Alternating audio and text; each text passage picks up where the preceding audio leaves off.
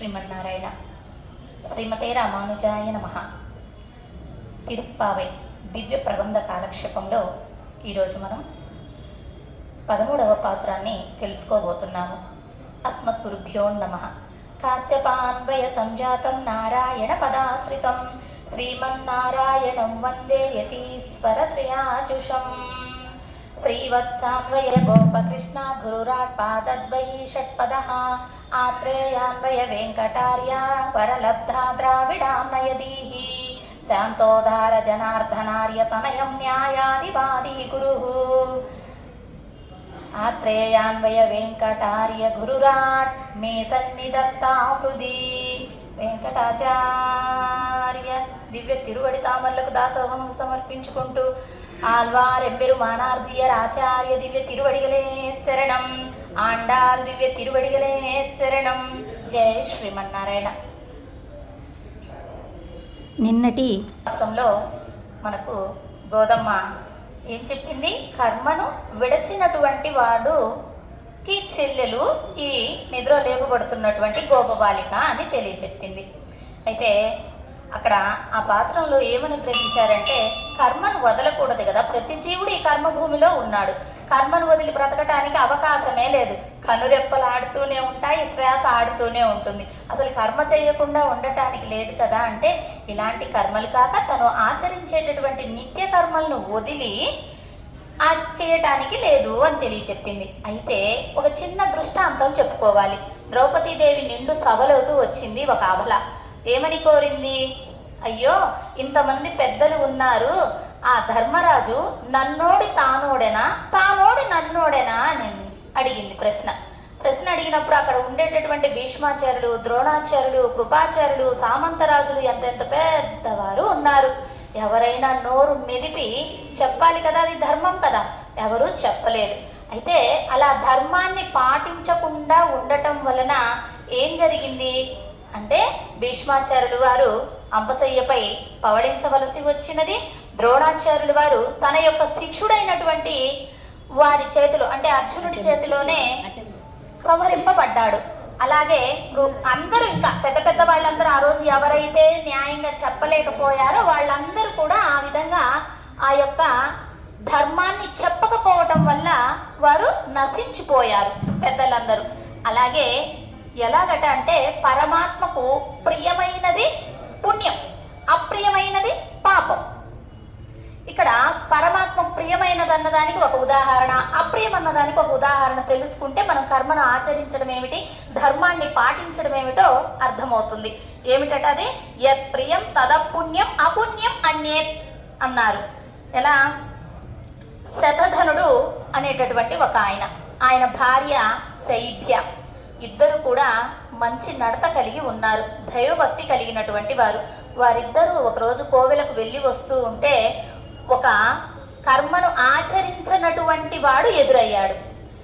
ఆయన ఈ యొక్క శతధనుడికి ఆచార్యుడైనటువంటి ఆయనకు మిత్రుడు. అందుకని ఏం చేశాడు ఈ పాషండుడు అంటే కర్మను ఆచరించిన వాడు అని అర్థం అన్నమాట. ఆయన బాగున్నారా అని అడిగారు. అడిగిన వెంటనే ఆయన ఏదో సమాధానం చెప్పాడు. సరే, అలా కర్మను ఆచరించినటువంటి వాడిని బాగున్నావా అని అడిగితేనే మోక్షం లభ్యం అవ్వలేదట. తన యొక్క కార్యాచరణ అంతా, కర్మ ఆచరణ అంతా సవ్యంగా జరిగింది. కానీ ఎందుకు లభ్యం అవ్వలేదు అంటే, అటువంటి వారితోటి మాట్లాడనే కూడదని కదా ధర్మం చెబుతున్నది అని ఆయన తరువాత ఆయన ఆ జన్మను వదిలివేయటం జరిగింది. ఎవరికి ఎంత ఆయుష్ ప్రమాణం ఉంటే ఆ విధంగా జన్మను వదిలివేయటం జరిగింది. తరువాత ఇంకో కొన్ని జన్మలు ఎత్తాడు, అయినా మోక్షం లభించలేదు. తర్వాత తన భార్య ఆ జన్మలో కూడా ఎత్తినప్పుడు, పలానా నక్కగా ఉన్నటువంటి వాడు నా భర్త పోయిన జన్మలోనే ఆమె దివ్య దృష్టితోటి జ్ఞానంతో చెప్పగలిగింది. అటువంటి పతివ్రత లక్షణం కలిగినటువంటి ఆమె అప్పుడు తర్వాత ఎప్పుడో మోక్షము లభించింది. అంటే ఒక్కసారి ఆయన్ను పలకరిస్తేనే అది అధర్మం అని తలస్తే, మరి ఇక్కడ ధర్మాన్ని పాటించలేదు కదా ద్రౌపది విషయంలో, అది ఒకటి. ఇంకొకటి, ఆయనకు ఇష్టమైన దాన్ని పుణ్యంగా అని చెప్పుకున్నాం కదా, అది ఎలాగో తెలుసుకుందాం. దధి భాండవుడు అనేటటువంటి బాణల వ్యాపారం చేసుకునే ఆయన ఉన్నాడు. ఆయన ఏమిటి, ఆ రేపల్లెలో అంటే తిరువాయిప్పాడిలో చక్కగా కూర్చొని ఆ బాణలన్నీ పెట్టుకొని సాగించుకుంటూ ఉన్నాడు. అప్పుడు యశోదమ్మ కృష్ణయ్యను తరుముకుంటూ వచ్చేసింది. ఈ కృష్ణయ్య ఏం చేశాడు, పెద్ద పెద్ద బాణాలు కదా, అప్పుడు పాల ఉత్పత్తి అన్ని ఎక్కువ అని చెప్పుకున్నాను కదా, అందుకని పెద్ద పెద్ద బాణాలు అనమాట. ఆ కృష్ణయ్య వచ్చేసి ఒక బాణలో కూర్చుండిపోయాడు. కూర్చుండిపోయి దానిపైన ఒక బాణ పెట్టబడింది. అప్పుడు చెప్పాడట ఈ దదిబాంధవుడికి, నేను ఇక్కడ ఇందులో జాక్కున్నానని నువ్వు మా అమ్మకు చెప్పకు అని. యశోదా పిరాటి వచ్చింది. ఇక్కడికి ఏమన్నా మా అబ్బాయి వచ్చాడా అంటే లేదు అన్న. ఎక్కడైనా చూసావా అంటే లేదు అన్న. మరి వాస్తవంగా అయితే అబద్ధం ఆడకూడదు కదా. ఇప్పుడు కృష్ణయ్య చెప్పాడని అబద్ధం ఆడాడు, కానీ అబద్ధం ఆడకూడదు, కానీ అబద్ధమే ఆడాడు అక్కడ. అయినప్పటికీ ఈ తర్వాత వాళ్ళమ్మ వచ్చింది, చూసింది, మా వాడు లేడనుకున్నది. ఆ యశోద పిరాటి కాస్త వెళ్ళింది. వెళ్ళిన తర్వాత కృష్ణయ్య ఆ పైన నాకు ఉన్నది గాలి ఆడట్లేదు అన్నాడట లోపల కృష్ణయ్య. సరే కుండ తీశారు. తీసిన తర్వాత తీయలే, ఇంకా తీయక ముందు ఈ దదిబాంధవుడు అడుగుతున్నాడట, నేను ఆ కుండను ఆనుకొని కూర్చున్నాను, ఇలాగా కుండను ఆనుకొని ఆయన కూర్చున్నాడు. ఆ కుండలో ఎవరున్నారు? కృష్ణయ్య ఉన్నాడు. కుండ ఉంది, కుండ ముందు నేనున్నాను. అయితే నేను అబద్ధం ఆడవలసిన అవసరం లేదు కదా నీకోసం, కానీ నేను అబద్ధం ఆడి చెప్పాను కదా, అయితే నాకేమిస్తావు? ఎందుకంటే వ్యాపారి కదా, లాభం లేని చెయ్యడనమాట. అందుకని నాకేమిస్తావు అని కోరారు. కోరితే అప్పుడేం చెప్పారు అంటే, అప్పుడేం అడిగారు, నువ్వేం అడుగుతావేంటి అన్నారు. నాకు మోక్షాన్ని ఇవ్వండి అన్నారట.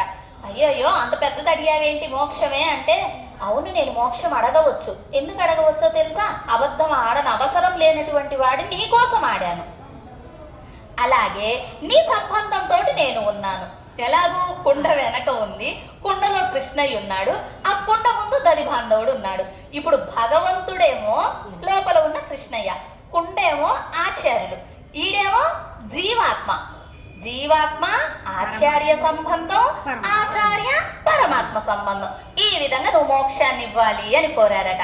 సరే పో అని మోక్షాన్ని ఇచ్చాడట. అలాగా ఆయనకు ప్రియమని తలుస్తే అది పాపమా, అబద్ధమా, అధర్మమా అని చూడకుండా ఇస్తాడు. తనకు ప్రియమని తలచేటట్టుగా ఉండాలి, అది వీడి యొక్క భాగ్యం. భగవంతుడు వీడిపై కృప చూపించాడంటే అబద్ధమాడినా మోక్షం లభించింది. ధర్మంగా ఉన్నటువంటి శతధనుడికేమో ఎన్నో జన్మలు పట్టింది. అంటే ప్రియం పరమాత్మకు. అందుకనే చెప్తున్నారు, యత్ ప్రియం తన పుణ్యం అపుణ్య అన్యే. ఆయన అనుకుంటే, ఆయన ప్రియమైతే అది పుణ్యమే అంటూ తెలియచెప్పారు నిన్నటి పాసురంలో.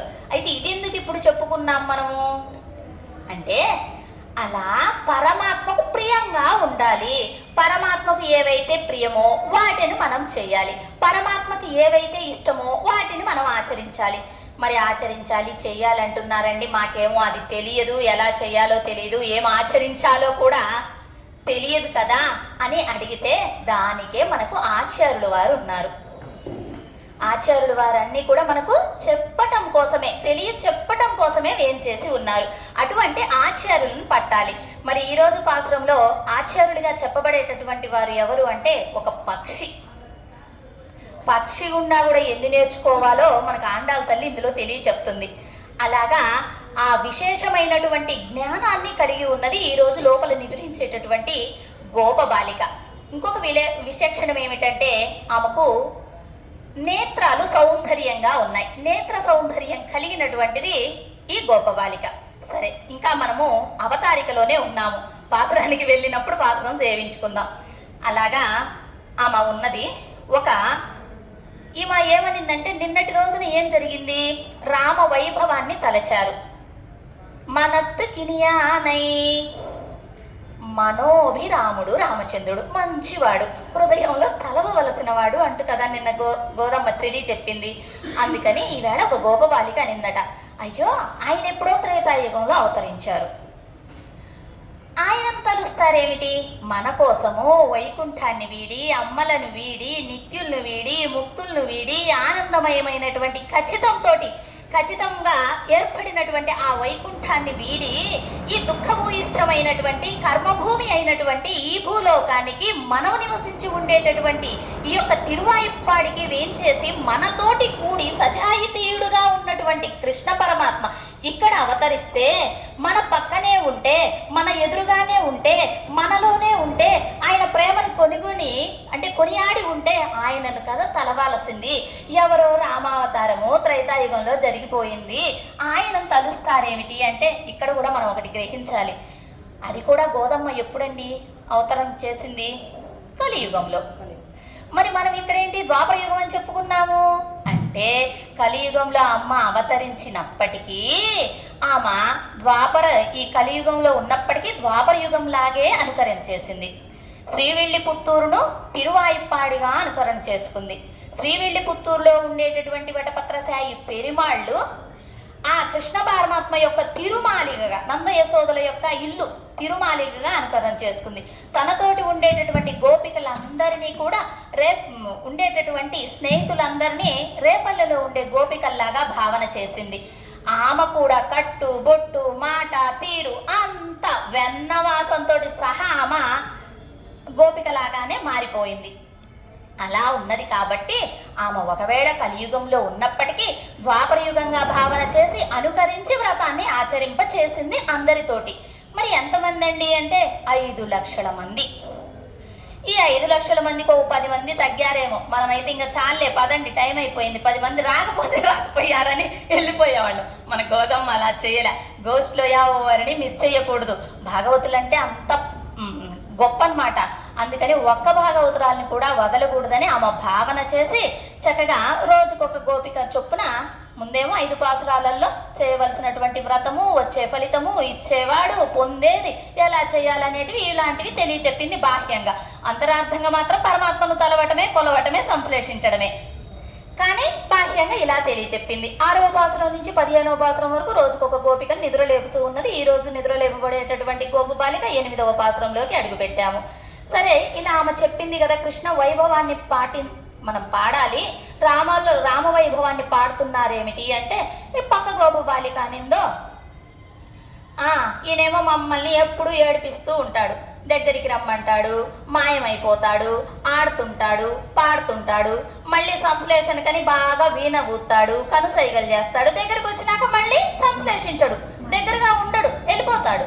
అంటే ఆ మధురాన్ని చూపిస్తున్నాడు, మధురాన్ని స్వీకరించనివ్వట్లేదు.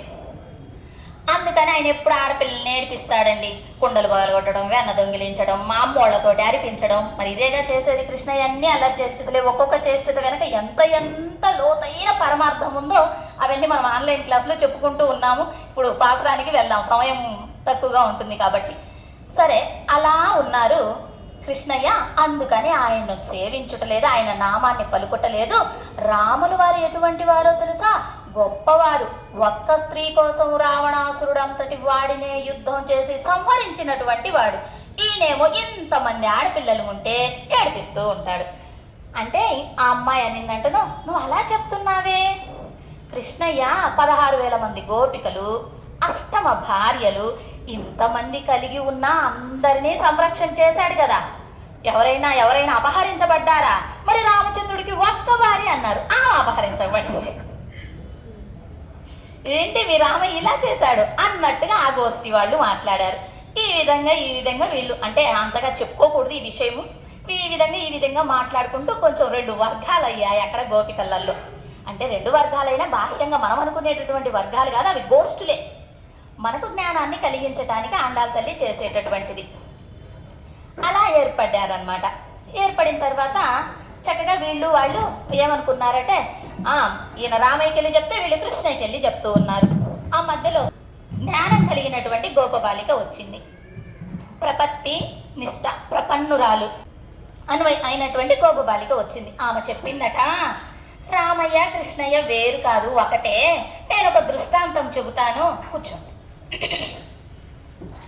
నేను ఒక దృష్టాంతాన్ని చెప్తాను అన్నది.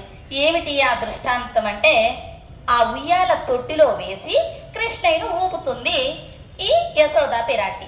ఊపుతుంటే ఆయన పడుకుంటాడా? లెగుస్తాడు, బోర్ల పడతాడు, ఉయ్యాల పట్టుకుంటాడు, ఇలాంటి చేష్టాలన్నీ చేస్తుంది. కాదురా కన్నా నువ్వు పడుకో, నీకు మంచి కథ చెప్తా. అదే కదా చెప్తారు తల్లులు. ఇప్పుడు కాదులేండి, ఇప్పుడు సెల్లులు ఇస్తున్నాంలే, చక్కగా కథలు చెప్పుట లేదు. అప్పుడు కథ చెప్తాను అంటే కథ చెప్పినప్పుడు ఏం చేయాలి? ఊ కొట్టాలి. ఊ కొట్టకపోతే ఏమవుతుంది? ఓకే, అలాగా ఆమె కథ చెప్తుంది. ఏమని కథ చెప్తుంది యశోదా పిరాటి అంటే, రామో నామ బభూవా, అనగనగా ఒక రాముడు ఉన్నాడు అని చెప్పేటప్పటికి లోపల ఉన్న కృష్ణయ్య తొట్టిలో ఉన్నాడు కదా, అన్నాడు. ఇప్పుడు మీరు అనండి. తదబలా సీతేతి, ఆయనకు భార్య సీతమ్మ. తగు పితుర్వాచ పంచవటీ వనే విహరతః, తండ్రి ఆజ్ఞానుసారంగా పంచవటిలో విహరించినటువంటి వారు. తామహరద్రావణః, ఆ రావణుడు అపహరించుకుపోయాడు సీతమ్మను అన్నారు. అప్పటి వరకు ఏమన్నాడు ఆయన? అన్నాడు. ఈ మాట విన్న వెంటనే అన్నాడట. భయపడిందట యశోద. అమ్మో ఏదో అంటున్నాడు పిల్లవాడు అని ఆ రూమ్ లో నుంచి పక్క గదిలోకి పరిగెత్తిందట. ఆ విధంగా గట్టిగా చెప్పాడు. నేను అది చూశానమ్మా, అలా జరిగింది యశోదా పిరాటి వాళ్ళ ఇంట్లో. అప్పుడు ఏమన్నాడు ఈ కృష్ణయ్య, లోపల ఉన్న కృష్ణయ్య ఏం చెప్పాడు? సౌమిత్రి ధనస్సు ఎక్కడా, సౌమిత్రి ధనస్సు ఎక్కడా అన్నాడట. లక్ష్మణ ధనస్సు ఎక్కడా, ధనస్సు తీసుకోనరా, సంహరించేద్దాం అన్నట్టుగా చెప్పాడనమాట. వెంటనే చెప్పేటప్పటికి అప్పుడు ఆ అమ్మాయి అంటుంది, అయ్యో ఆ రాముడు ఈ కృష్ణుడు వేరే కాదు, ఆ రాముడే ఈ కృష్ణుడు, ఈ కృష్ణుడే ఆ రాముడు. మరి రామ వృత్తాంతాన్ని చెప్తుంటే ఈయన ధనస్సు తీసుకురా అని చెప్పడం ఏమిటి? ఆ సీతే ఈ రుక్మిణి, రుక్మిణినే ఆ సీత. అలా అలా ఇతరులు ఎలా అంటే ఈ విధంగా భావన చేసి ఆమె తెలియచెప్పింది. అప్పుడు ఏమన్నారంటే, సరే సరే అందరం కలిసి రాముడు వారి కృష్ణయ్య పాడుకుంటూ గోష్ఠిగా వెళ్దాము నిద్రలేపుకుంటూ అని ఒక సఖ్యతకు వచ్చేసారనమాట. ఆ విధంగా ముందుకు అడుగు వేస్తూ ఉన్నారు. అయితే అడుగు వేసి ఎవరిని నిద్రలేపుతున్నారు అనుకున్నాము? నేత్ర సౌందర్యం కలిగినటువంటి అమ్మాయిని. నేత్ర సౌందర్యం దేనికి ప్రతీక? నేత్రాలు దేనికి ప్రతీక? నేత్రాలు నేత్రాలు జ్ఞానం, పక్షస్థం భక్తి, నడుము వైరాగ్యం కలిగితే నడుము సన్నగా అయిపోద్ది మనకు గలగల దాసరానికి. అలాగే ఆమె జ్ఞానం కలిగి ఉన్నటువంటి గోపిక. జ్ఞానానికి చిహ్నం కదా, చాలా సౌందర్యంగా ఉన్నాయి ఆమె నేత్రాలు అనుకున్నాం కదా, అంటే జ్ఞానం కలిగినటువంటి గోపిక. అయితే జ్ఞానం ఎప్పుడు వస్తుంది, ఎప్పుడు వచ్చినట్లు అర్థమవుతుంది అంటే రెండు విషయాలను తెలియచెప్తున్నారు. ఏమిటి? ఒకటి స్వస్వరూప జ్ఞానం, రెండు పరస్వరూప జ్ఞానం. స్వస్వరూప జ్ఞానం అంటే ఏమిటి? నేను పరమాత్మకే చెందినవాడను. ఏ కారం చెప్పబడుతుంటే ఆయన తప్ప ఇతరులు కాదు అని చెప్పడం అన్నమాట. పరమాత్మకే చెందినవాడను అంటూ స్వస్వరూప జ్ఞానం చెప్పబడుతుంది. ఆ జ్ఞానం ఉన్నది ఈ అమ్మాయికి. రెండవది ఏమిటి? పరస్వరూప జ్ఞానం. ఇదేమిటి? పరమాత్మయే శేషి, సర్వ నియామకుడు, రక్షించువాడు అనేటటువంటి జ్ఞానం ఉన్నది. అంటే పరస్వరూప జ్ఞానం, స్వస్వరూప జ్ఞానము, పరస్వరూప జ్ఞానం, రెండు జ్ఞానాలను కలిగి ఉన్నటువంటి, అంటే జ్ఞాన సంపద కలిగి ఉన్నటువంటి గోపబాలిక అంటే ఈ విశేషణాన్ని మనకు తెలియచెప్తున్నారు. అలాగా ఈనాటి గోపబాలికలకు రెండు జ్ఞానాలు ఉన్నాయి. అటువంటి జ్ఞానం కలిగినటువంటి గోపబాలికలు ఈ రోజు పాసురంలో నిద్రలేపుతున్నారు. ఇప్పుడు పాసురం సేవించుకుందాం. సేవించండి ఒకళ్ళు. கிள்ளி கலந்தானை கீர்த்திமை பாடிப்போய் பிள்ளைகள் எல்லாரும் பாவை களம் புக்கார் வெள்ளி எழுந்து வியால முறங்கித்து புல்லும் சிலும் வினகான் போதறி கண்ணினாய் குள்ள குளிர குடைந்து நீராடாதே பள்ளி கிடத்தியோ பாவாய் நீ நன்னாளால் కళ్ళం తవిరిందు కలందేలో రంబావాయ్. జై శ్రీమన్నారాయణ. చక్కగా భాగవతుల సేవ కూడా లభించింది. ఓకే. పుల్లిన్ అంటే పక్షి అయినటువంటి బకాసురుడు.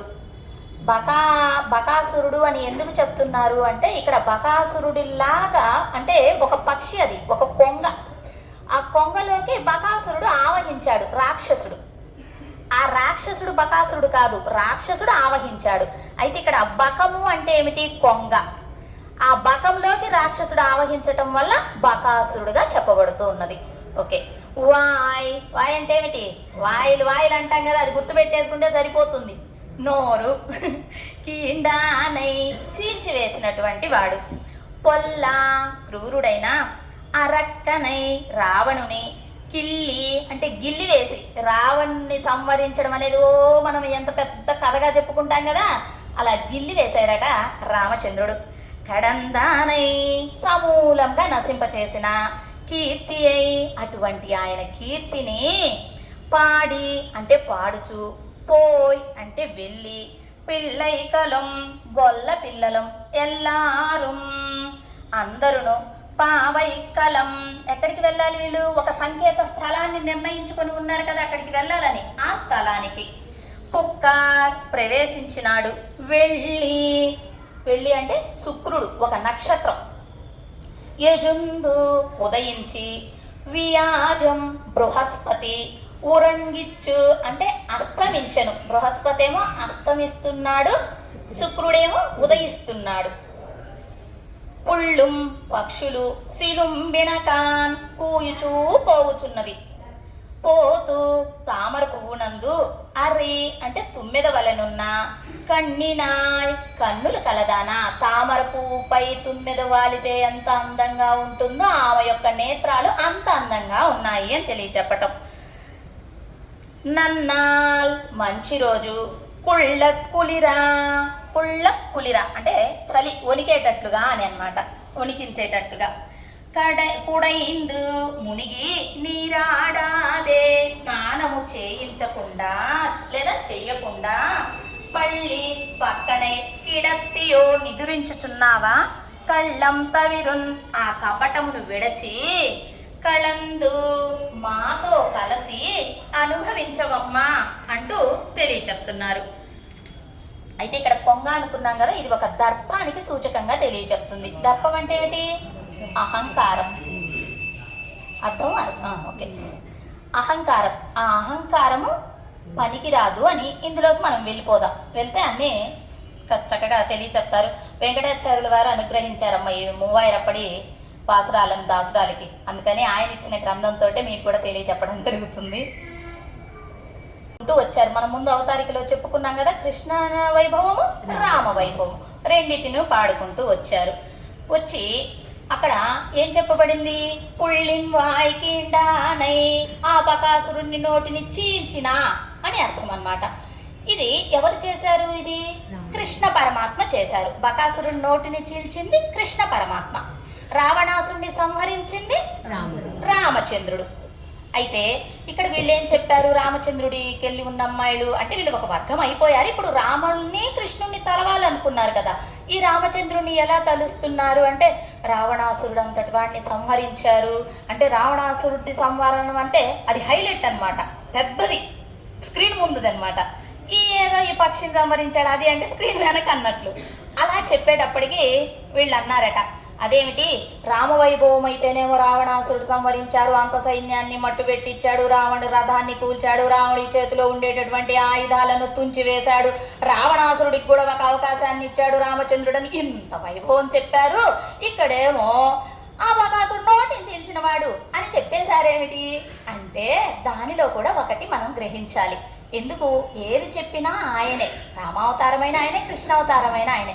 అయితే ఇక్కడ మనము ఇంకొక విషయాన్ని తెలుసుకోవాలి. నోటిని చీల్చినవాడు అని చెప్పుకున్నాం కదా, ఈ అసురుడు ఈ కొంగ వేషంలో అదే కొంగలో ప్రవేశించాడు. అయితే ఈ అసురుడు ప్రవేశించాడు, వీడు పెద్ద దొంగ. ఎందుకంటే కొంగ జపం అంటారు మన పెద్దలు, అంటే జయశ్రీమన్నారాయణ ఒంటి కాలిపై ఉండి కొంగ జపం చేస్తున్నట్లు ఉంటుంది నీళ్ళల్లో దిగి. అది జపము చేయదు, ఏమీ చేయదు. అది దిగిన వెంటనే ఆ చేపలన్నీ అలర్ట్ అయి దూరం వెళ్ళిపోతాయి. ఇది సైలెంట్ ఉండేటప్పటికి ఇదేం చెయ్యట్లేదు, ఇదేదో చేసుకుంటుంది దాని పని అని అవన్నీ బాగా స్వేచ్ఛగా తిరగడం మొదలు పెడతాయి. అప్పుడు ఇది కళ్ళు తెరిచి ఆ జపాన్ని మానుకొని బాగా దిట్టంగా దృఢంగా ఉన్న చేపను వేసేసుకుంటుంది. అందుకని అది దొంగ జపం చేస్తుంది. అందుకని మన వాళ్ళు కూడా కాషాయ వస్త్రాలు ధరించి చేసే దొంగ జపం చేస్తే మన వాళ్ళు ఏమంటారు? కొంగ జపం అంటారు. ఈ కొంగ అటువంటి క్రూరత్వం కలిగినటువంటిది. అలా ఉండకూడదు కదా, కానీ అది కలిగి ఉన్నది. అయితే ఆ కొంగ ఏం చేసిందట, ఈ కృష్ణయ్య అడవులకు వెళ్ళాడు, గోపబాలుళ్ళందరూ కలిసి అడవులకు వెళ్ళారు. అక్కడ ఆ గోవులను కాచుకున్నారు. ఇంటికి వచ్చారు. ఎవరింటి గోవులు వాళ్ళ ఇంటికి వెళ్ళిపోయాయి. ఈ పిల్లలందరూ ఆడుకుందామని కొంచెం అలా ఆ నీటి ప్రదేశానికి వేంచేశారు. బాగా ఆడుకుంటూ ఉన్నారు. ఆడుకున్న సమయంలో ఈ కొంగ వచ్చింది. కృష్ణయ్యకు తెలీదా ఎవరు రాక్షసులో ఎవరు మంచివాళ్ళు? ఆయనకు తెలియనిది ఉన్నదే అంటే లేదు, ఉన్నదేమిటంటే తెలిసింది. ఇంకా అంతే అయిపోయింది. అలా ఆయన చూశాడు, ఓ రాక్షసుడు ఆవహించి ఉన్నాడు ఈ కొంగలో అని చూసేసి ఏం చేశాడు, ఆయన ఏమీ చేయలే, ఆడుకుంటున్నాడు, చూద్దాం ఇదేం చేస్తుందో అన్నట్టుగా ఇది మింగేసింది కృష్ణయ్యను. ఈ కొంగ రాక్షసి కదా, మింగేసిన వెంటనే అక్కడ ఉన్నటువంటి గోపబాలు అందరూ ఓ అమ్మో మా కృష్ణయ్యను మింగేసింది అని గొడవ చేసేశారు. ఆ గొడవ చేసేటప్పటికి అక్కడి నుంచి మళ్ళీ తిరుమాలిగల్లో ఉండే వాళ్ళందరూ వచ్చారు. ఒక గొడవ అందరితోటి పోదు కదా, అందరినీ పిలుచుకొచ్చేస్తుంది అనమాట. అలా అందరూ వేంచేశారు. అందరూ వచ్చి అప్పుడు ఇంద్రుడు చూశాడు. అందరికీ తెలుస్తుంది కదా, అయ్యయ్యో కృష్ణయ్యను మింగివేయటం ఏమిటి రాక్షసుడు అని ఆయన వజ్రాయుధాన్ని పట్టి ఉంటాడు కదా, ఆ వజ్రాయుధాన్ని తీసుకొచ్చి సంహరించేద్దాము ఈ కొంగను అని యుద్ధం చేస్తాడు. అయినా అది ఆ రాక్షసుడు చనిపోడు. తర్వాత శివుడు వచ్చాడు త్రిశూలాన్ని తీసుకొని. తర్వాత బ్రహ్మదేవుడు వచ్చారు. వీళ్ళందరూ పోరాడతారు, కానీ ఆ రాక్షసుడు చనిపోడు. దీనికి అసలు అంతరార్థం ఏమిటో తెలుస్తుంది ఇప్పుడు మనకి. తర్వాత ఏం చేశారు, ఋషులు మునులు వీళ్ళందరూ ఉంటారు కదా, వాళ్ళందరూ జపం చేశారు. అయ్యా మేము మిమ్మల్ని రక్షించలేకపోతున్నాము, మిమ్మల్ని మీరే రక్షించుకోండి అని. ఇంకేం చేస్తాం, మనకు శక్తిని మించిపోయింది అనుకో, గజేంద్రాల వాళ్ళలాగే నన్ను రక్షించకున్నను రక్షకుండెవరు నువ్వు తప్ప అని అడిగినట్టుగా వీళ్ళు కూడా అడిగారు, నిన్ను నువ్వే రక్షించుకోవాలి, మీరు రక్షించుకోకపోతే ఎవరు రక్షించలేకపోతున్నాము అని అసక్తతను తెలియచెప్పారు. అప్పుడు కృష్ణయ్య ఏం చేశాడు, బాగా కడుపు నిండితే మనకేమొస్తాయి, తేపులు వచ్చేస్తాయి. అలాగా ఆయన లోపలంతా నింపివేసేశాడు. ఎవరికి నింపివేసేశాడు, ఈ బకాసురుడికి. ఆ బకాసురుడు ఏమన్నాడు, ఏమని తేపాడు, ఈయన బయటకు వచ్చి పడ్డాడు. కృష్ణయ్య బయటకు వచ్చేసాడు. వచ్చేసిన తరువాత ఆ నోటిని పట్టుకొని చీల్చాడు. ఇక్కడ మనం అంతరార్థం ఏం గమనించాలో తెలుసా, ఎవరి లోపనైనా కానీ కృష్ణ పరమాత్మ ఉన్నప్పుడు వాడికి చావు వస్తుందా? ఆయన వదిలితేనే ఈ శరీరం పడిపోయే, ఉంటే ఏం చంపుతారు, ఎవరు చంపలేరు, దేవతలు చంపలేరు, రాక్షసులు చంపలేరు. అది ఇక్కడ గ్రహించవలసింది. పరమాత్మ లోపల వేంచేసి ఉన్నప్పుడు అది చీమ కానివ్వండి, దానికి మరణం లేదు. ఎంత పెద్ద జీవమైనా మరణం లేదు, ఎంత చిన్న జీవమైనా మరణమే లేదు. అంటే లోపల పరమాత్మ బయటికి వెళ్తేనే, ఈ చైతన్యం బయటికి వెళితేనే ఇది శవం. చైతన్యం ఉన్నప్పుడు చక్కగా మాట్లాడుతుంది, అన్ని నాయనం చేసేస్తుంది. అలా పరమాత్మ బయటికి వచ్చాడు కాబట్టి వాడు సంహరింపబడ్డాడు. అంటే మనలో చైతన్యం అనేది పరమాత్మ, చైతన్యం మనలోనే ఉన్నది, పరమాత్మ మనలోనే ఉన్నాడు. ఆయనను ఎప్పుడూ మనం కొనియాడాలి. ఆ దైవభక్తి మనలో సంప్రాప్తింప చేయటానికి ఆండాళ్ తల్లి ఇన్ని ఉపమానాలుగా భోగ్యంగా మనకు మామూలుగా తల్లి భోగ్యంగా మనకు తెలియచెప్తూ ఉన్నదన్నమాట. అలా ఈ కొంగను సంహరించాడు కృష్ణయ్య అని చెప్పారు. పొల్ల అరక్కనై అంటే దుర్మార్గుడైనటువంటి రావణుడు. అదేమిటండి, దుర్మార్గుడే అసురుడు కదా, మళ్ళీ దానికి ఇంకొకటి యాడ్ చేయటం, విశేషాన్ని యాడ్ చేయటం ఏమిటి? ఇప్పుడు రావణుడు అంటేనే అసురుడు, ఇక మళ్ళీ దుర్మార్గుడు ఏమిటి అని అంటే ఎందుకు ఈ విధంగా ఆండాళ్ తల్లి చెప్పిందో తెలుసా? సీతమ్మ తల్లి అంటాము, రామయ్య తండ్రి అంటాము. ఏం రామయ్య అన్నప్పుడు అయ్య వచ్చిందిగా, మళ్ళీ పక్కన తండ్రి ఎందుకు? సీతమ్మ అన్నప్పుడు అమ్మ వచ్చిందిగా, మళ్ళీ పక్కన తల్లి ఎందుకు? అంటే మనకు వారిపై ఉండేటటువంటి ప్రేమ ఒక అమ్మతోటి ఆగట్లే, ఒక అయ్యతోటి ఆగట్లే, అది వెళ్తూ ఉంది. దానిని తెలియచెప్తున్నారు. అటువంటి సీతమ్మ తల్లిని రామయ్య తండ్రిని విడదీసిన వాడయ్యా, అందుకని వాడు దుర్మార్గుడు అని పలికింది మన ఆండాళ్ తల్లి. వాడి పేరు కూడా పలకటం ఇష్టం లేదు. దుర్మార్గుడైన అసురుడు, రావణుడని చెప్పట్లేదు, దుర్మార్గుడైన అసురుడు అని చెప్తుంది. అంటే వాడి పేరు పలకటానికి కూడా ఇష్టం లేదు. ఎందుకంటే నిత్యం ప్రాణ సమాహిత, ఆ రామచంద్రుడికి ప్రాణం ఎవరు? సీతా పిరాటి. అటువంటి శరీరాన్ని ప్రాణాన్ని వేరు చేసినటువంటి దుర్మార్గుడు అని తెలియచెప్పడం అన్నమాట. అలాగే ఇలా అమ్మ ఎలా ఉంది అంటే బాగా దొండపండు పెదవులు కలిగి బాగా ముంగురులు తిరిగినటువంటి జుట్టు కలిగి అమ్మ చాలా వైభవంగా ఉన్నది. అయితే దానికి తిరుక్కుడందై దాండగంలో తిరుమంగయ్య వాళ్ళు అనుగ్రహిస్తారు. అసలు ఆ అమ్మను చూసి వాడు ఎలా అపహరించాడండి? అమ్మలో అంత తేజము, అంత ప్రావీణ్యము అన్నీ కనపడుతూ ఉంటే అని అటువంటి వాడి నామాన్ని పలుకలేక ఏమంటాడంటే పొల్లాయ్. పొల్లాయ్ అని కూడా లావత్తు లేదు, మనం పెట్టుకోవడమే ఆచార్యులు వారు పెడితే పొలాయ్ అన్నదట. వాడిని నామం కూడా పలకటానికి ఇష్టపడక ఆయన తిరుమంగయ్యాల వాళ్ళు ఎలా పలికారో మన ఆండాల తల్లి కూడా అలా పలికి మనకు అనుగ్రహిస్తుంది. అంటే ఈ వైష్ణవ సాంప్రదాయం ఎటువంటిది? కిజి సాంప్రదాయం అంటారనమాట.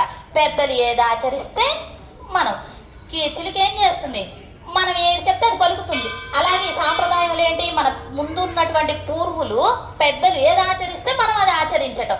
అలాగ కదా కనుక తిరుమంగయ్యాల వాళ్ళు తెలియచెప్పినట్టుగా పొల్లాయ్ అంటే ఈమె కూడా పొలాయ్ అని పలికేసింది. అంటే దుర్మార్గుడు వాడు అని చెప్పడం, పేరు కూడా చెప్పనటువంటి వారు ఎవరెవరు ఇక్కడ? రావణాసురుడు, బకాసురుడు. మళ్ళీ బకాసురుడిని చెప్పకపోతే ఎట్లా, అందుకని ఇద్దరిని చెప్పుకోవలసినదే. పెరుమాళనే లేకుండా చేయాలనుకున్నవాడు బకాసురుడు, అంటే మింగివేశాడు కాబట్టి, అందుకని వాడి నామాన్ని పలకటం ఇష్టం లేదు. రామయ్యను సీతమ్మను, రామయ్య తండ్రిని సీతమ్మ తల్లిని విడదీయాలని కోరుకున్నటువంటి వాడు రావణాసురుడు, అందుకని వారి నామాలు పలుకుటలేదండి, చెప్పుటలేదండి అంటున్నారు. నెక్స్ట్ పొల్ల అరక్కనై. ఏమిటి ఇక్కడ అంటే కుందేలు వంటి వాడవు అని సీతమ్మ అనింది రామచంద్రుణ్ణి. ఎందుకలా అనిందో తెలుసా? కుందేలట చిన్న పిల్లలు ఉన్నాయనుకో గట్టిగా చప్పట్లు కొడితేనే చచ్చిపోతాయట, అంత సెన్సిటివ్ అట కుందేలు చిన్న పిల్లలుగా ఉన్నప్పుడు. నువ్వేమిటి రామయ్య చేతిలో గట్టిగా చప్పట్లు కొడితే చచ్చిపోయేటటువంటి కుందేలు పిల్లలు ఉన్నాయే, అలాగా ఆయన చేతిలో అలా గిల్లేస్తాడు అన్నట్టుగా మన సీతాపిరాటికి తెలియచెప్పింది అనమాట. అయితే ఇక్కడ ఏం చెప్తున్నారు? శుద్రుడైనటువంటి వారు, అటువంటి వారు ఏం చేసి ఉన్నారు. అలాగే ఇక్కడ కుందేళ్ళు కూడా ఉపమానంగా మనకు ఆండాల తల్లి చెప్పింది. అయితే మంచి రాక్షసులు అదేమిటండి? కులంలో మంచివారు ఉన్నారా అంటున్నారు. ఆ మంచి మళ్ళీ రాక్షసులు కదా, మళ్ళీ దాంట్లో మంచి రాక్షసులు ఏమిటి అంటే వారి కులంలో మంచివారు ఉన్నారా? ఇప్పుడు చెప్పండి, రాక్షస కులంలో ఎవరు మంచివారు ఉన్నారు? విభీషణుడు, వెరీ గుడ్. ఇంకా కొంచెం ఆలోచన చేయండి. ప్రహ్లాదుడు, వెరీ గుడ్. మరి ప్రహ్లాదుడు తండ్రి ఎవరు? హిరణ్యకశిపుడు, రాక్షసుడు. విభీషణుల యొక్క వంశం ఏమిటి? రాక్షస వంశం. ఇటు కుంభకర్ణుడు కానివ్వండి, అటు రావణాసురుడు కానివ్వండి, అటు శూర్పణఖ కానివ్వండి, అందరూ రాక్షసులే కదా. అటువంటి రాక్షస వంశంలో మంచి రాక్షసుడు విభీషణుడు. ఇక్కడ ప్రహ్లాదుడు వచ్చేసి హిరణ్యకశిపుడు అనేటటువంటి రాక్షసుడి యొక్క గర్భంలో పుట్టినవాడు మంచివాడు. అలా మంచి రాక్షసులు అంటూ వీళ్ళని తెలియచెప్పింది. అంటే ఇలా ఆ మంచి రాక్షసులు కాబట్టి వాళ్ళు చక్కగా ఏం చేసి ఉన్నారు. చెడ్డ వాళ్ళని ఏం చేశారు రామయ్య? మన పెరట్లో చెట్లు ఉంటాయి, వాటికి ఏదో చీడ పట్టిందనుకో, అది గిల్లి వేస్తాం ఆకును, అలా గిల్లి వేశాడట రావణుణ్ణి. అటువంటి రామచంద్రుడు అంటూ తెలియపరుస్తున్నారు. అయితే కీర్తిమై పాడిపోయ్, ఆయన కీర్తిని పాడుతూ పోదామమ్మా, నిద్ర లేచి రామ్మా అని కదా చెప్తున్నారు. అంటే దానికి చెప్తారు ఎంత వైభవంగానో. ఈయన కీర్తిని పాడటానికి, ఈయన కీర్తిని చెప్పటానికి అనుకూలమైన వాళ్ళని అడగనక్కర్లా, ఆయనకు శత్రువులు ఉంటారే వాళ్ళని అడిగినా చెప్పేస్తారు. అంటే శత్రువులు కూడా పొగిడేటటువంటి పరాక్రమం కలిగిన వాడు రామచంద్రుడు. ఆయన పొగడకుండా ఉండలేకపోతున్నారు శత్రువులైనప్పటికీ, అంటే అంత పరాక్రమాన్ని కలిగి ఉన్నటువంటి వాడనమాట. ఏమిటి అక్కడ అంటే రావణాసురుడు పలికాడు. శ్రీరామచంద్రుడు తేజస్సు ఏమిటి, పరాక్రమం ఏమిటి, ఆ యుద్ధంలో బాణాలు సంధించడం ఏమిటి అని ఆయనే పొగిడాడు. అలాగే వాళ్ళింట్లో విభీషణాల వారు ఆయన సౌలభ్య గుణానికి శరణాగతి చేశారు. శూర్పణఖ ఏం చేసింది? ఆయన యొక్క సౌందర్యానికి ఈడుపడింది. ఎవరో చెప్పుకోనక్కర్లేదండి, వాళ్ళ ఫ్యామిలీ మొత్తం పడిపోయారు రామయ్యకు. వాళ్ళ ఫ్యామిలీ మొత్తం పడిపోయారు. ఎవరో పాడుతున్నారని కాదు, వాళ్ళ ఫ్యామిలీ మొత్తం పడిపోయారు అని ఇటువంటి శత్రువులే కీర్తించేటటువంటి రామచంద్రుడి వైభవం అంటూ ఎవరు చెప్పారు ఈ మాట అంటే, మనకు 24 దివ్య ప్రబంధాలు అని చెప్పుకుంటాం కదా. మొత్తం 4000 పాసురాలు అయినప్పటికీ 24 భాగాలుగా దివ్య ప్రబంధం లభిస్తుంది. అవే మనం సేవిస్తున్నాం రోజు పాసురాల చొప్పున. అలా 24 దివ్య ప్రబంధాలకు వ్యాఖ్యానాన్ని అనుగ్రహించినటువంటి పెరేవాచ్యాన్ పిళ్ళై పెద్దలు చెప్పారు ఈ మాట. అలాగే నంబిళ్ళై అనేటటువంటి ఆచార్యుల వారు, మనకు నంబిళ్ళై వారు ఆచార్య పరంపరలో కూడా ఉన్నారు. పెరిమాళ్ళు, తాయారు, విశ్వస్కేనుల వారు, నమ్మాల్వార్, నాదమునిగలు, ఉయ్యకొండార్, మనక్కాల్ నంబి, ఆళవందార్, పెరియర్ నంబి, రామానుజన్, ఎంబార్, పరాశర భట్టార్, నంజియర్, నంబిళ్ళై ఉన్నారా? ఆచార్య పరంపరలో చక్కగా వేయించేసి ఆ నంబిళ్ళై వారు చెప్పారు. మనకి 22 ప్రబంధాలకు వ్యాఖ్యానాన్ని అనుగ్రహించినటువంటి పెరేవాచ్యన్ పిళ్ళై వారు కూడా శత్రువులను అడిగినా చెప్తారండి. శత్రు గోష్ఠిని అడగండి, రామచంద్రుడు పరాక్రమం చెప్తారు. అనుకూలురైనటువంటి వాడు చెప్పేదే ఉంది కనుక అన్నట్టుగా తెలియచెప్పారు. మరి అటువంటి రామచంద్రుణ్ణి పాడుదాము, పావాయ్ నువ్వు వస్తే అమ్మ లేచి చక్కగా అందరం కలిసి ఆయన్ను పాడుదాము అన్నారు. అయితే ఇప్పుడు వాళ్ళు పాడుకుంటూ వెళ్తున్నారు. ఎక్కడికి వెళ్ళాలి? కృష్ణయ్య రమ్మని చెప్పాడు కదా, తిరుమాలికకు రండి, నేను పరికరాలు ఇస్తాను వ్రతం ఆచరించడానికి అని పెద్దల సమక్షంలో చెప్పాడు. వీళ్ళు వెళ్ళేది దేనికి? ఆ పెద్దలు చెప్పారనేటటువంటి వ్రత నెపం పైకి అంతరార్థంగా కృష్ణయ్యను కలవాలని, పాపం ఆయన్ను దర్శించాలని, ఆయనతోటి నీరాటం చేయాలని ఇలా వెళ్తూ ఉన్నారు. సంశ్లేషణ కోసం వీళ్ళు వెళ్తూ ఉన్నారు. సరే ఈ అమ్మాయిని రామ్మ పాడుదాం అందరం కలిసి అన్నారు. వీళ్ళు వెళుతూ ఉంటే మధ్యలో నీళ్లు దప్పికవుతాయి కదా, దారి భత్యం అంటారు. ఇప్పుడంటే బాగా అన్ని వెహికల్స్ వచ్చేసినాయి, పోతున్నాం. ఇంతకుముందు నడిచే పోయేవాళ్ళు పాపం. అలా తిరుమంగయ్యాళ్ళ వాళ్ళు తిరుక్కోవలూరు వెళ్ళేటప్పుడు చెబుతారు ఆయన పాసురంలో, నాకు దారి భత్యం ఏమిటో తెలుసా? ఆయన నామమే. మరి ఇక్కడ వీళ్ళకి దారి భత్యం ఏమిటి? వాళ్ళ నామమే, రామో కృష్ణ వారి నామమే. అలా వాళ్ళు పెద్దరు కదా. ఇప్పుడు తిరుమంగయ్యాల వాళ్ళు వచ్చేసి ఆండాళ్ళ తల్లికి పిన తండ్రి. పెద్దలు ఆచరించిన దాన్నే అమ్మ గోష్ఠి మొత్తం ఆచరిస్తుంది. మనకు కూడా అదే చెబుతుంది. మీరు కూడా ఏది చెయ్యాలన్నా, ఏది పొందాలన్నా, అయ్యో మనం బాహ్యంగా ఆ వస్తువు లేదే, ఈ వస్తువు లేదని బాహ్యంగా చూడకండి. ఆయన నామాన్ని తలుస్తే కావలసిన వస్తువులు సమకూరుతాయి, చేరవలసిన ప్రదేశానికి చేరుతాము. దానికి ఉపేయంగా పరమాత్మే ఉంటారు కాబట్టి మరొకరి చేత మనకు ఆ సహాయాన్ని అందచేస్తారు. అంటే నమ్మకం ఎవరి మీద ఉండాలి? పరమాత్మపై ఉండాలి. చేసేటటువంటి పని ఎలా చేయాలి? ఆ కృత్య బుద్ధి లేకుండా, అంటే లో బుద్ధి లేకుండా చక్కగా ఆచరించాలి. అయితే ఇక్కడ మనకు బకాసురుడి సంహారం ఏం చెప్పింది? దర్పాన్ని అంటే గర్వాన్ని అణచివేసింది. అంటే ఏమిటి? నేను కృష్ణయ్యను మింగాను అనుకున్నాడు, వాడున్నాడా? పోయా. అంటే ఈ అహంకారం అనేది వలదు, ఇడిచివేయవలసినదే. అహంకారం పట్టినటువంటి రావణాసురుడు నశించిపోయాడు. అహంకారంగా నేనే మింగాననుకున్నటువంటి బకాసురుడు నశించిపోయాడు. అంటే ఇక్కడ మనము గర్వపడకూడదు, దాన్ని వదిలివేయవలసినటువంటిది అని అంతరార్థం తెలియచెప్పింది. సరే, ఇక్కడ దారిభత్యంగా వీళ్ళు ఆ నామాన్ని, రామనామాన్ని, కృష్ణనామాన్ని, ఆ వైభవాన్ని పాడుకుంటూ వెళుతూ ఉన్నారు. ఈ అమ్మాయి ఇంటి దగ్గరికి వచ్చారు. ఈ అమ్మాయిని లేపుతున్నారు. ఇంకా మిగిలిన గోపికలందరూ ఉన్నారు కదా, 5 లక్షల మంది ఉన్నారు. వాళ్ళందరూ నడుస్తూ పోతూ ఉన్నారు. ఏదో 100 మందిని పోతే అబ్బా భలే ఉందే గోష్ఠి, ఎంత బాగుంది, ఇంతమంది వచ్చారే అని కనులకు విందుగా అనిపిస్తుంది. మరి 5 లక్షల మంది ఎలా ఉంది గోష్ఠి? వెళ్తూనే ఉన్నారు, పోతూనే ఉన్నారు, పాడుతూనే ఉన్నారు, నామాన్ని అనుభవిస్తూనే ఉన్నారు. ఎలా చెప్తుంది ఆండాళ్ళ తల్లి? పోవటమే ప్రయోజనంగా, ఏదో ప్రయోజనాన్ని కోరి కాదు, పోవటమే ప్రయోజనం. ఇప్పుడు మనం ఆలయానికి రావాలనుకుంటాము, కోవెలకు చక్కగా చెన్నకేశ్వమి ఎంత వైభవంగా వేంచేసి ఉన్నారు. అసలు చూడకుండా ఇంట్లో ఉండగలమా? చూసిన తర్వాత అనిపించింది, చూడకముందు కాదు. రావాలి అని అనుకున్నాము. మరి అప్పుడు ఆ సమయానికే ఎవరో చుట్టాలు వచ్చారు, లేకపోతే ఫ్రెండ్స్ వచ్చారు. మనకు ఇబ్బంది కలిగింది. ఏం చేస్తాం? అయ్యయ్యో ఈరోజు చూడలేదే పరమాత్మను, అయ్యయ్యో ఇంకా అప్పుడు ఎట్లా అనిపిస్తుంది? చూడలేకపోయానే అనిపిస్తుంది. మరి మా ఆర్తి తీరాలంటే ఏం చేయాలి? మరుసటి రోజైనా సరే వచ్చి ఆయన దర్శనం చేసుకోవాలి. అలాగే వీళ్ళు కూడా కృష్ణ పరమాత్మను సంశ్లేషించలేదే అని విరహ వేదన, ఆ వేదన పోవాలంటే ఏం చేయాలి? అందుకని ఏం చెప్పింది, పోవటమే ప్రయోజనం అంటూ ఆండాళ్ళ తల్లి చెప్పింది. వెళ్ళటమే ప్రయోజనం, అక్కడ ఏదో వస్తుంది అనేది వాళ్ళకి ఏం ఫలాల మీద కోరిక లేదు కదా. ఉపాయం ఉపేయము పరమాత్మే, ప్రాప్య ప్రాపకములు పరమాత్మే అని తలిచినటువంటి వారికి ఏమి కోరికలు ఉంటాయి? వాళ్ళు జ్ఞానులు. చూడటానికి మనకు చెప్పబడేటటువంటిది 8 సంవత్సరాల గోపబాలికలు వీళ్ళందరూ కూడా. 8 సంవత్సరాలు ఎంత జ్ఞానాన్ని ఇస్తున్నారు వాళ్ళు.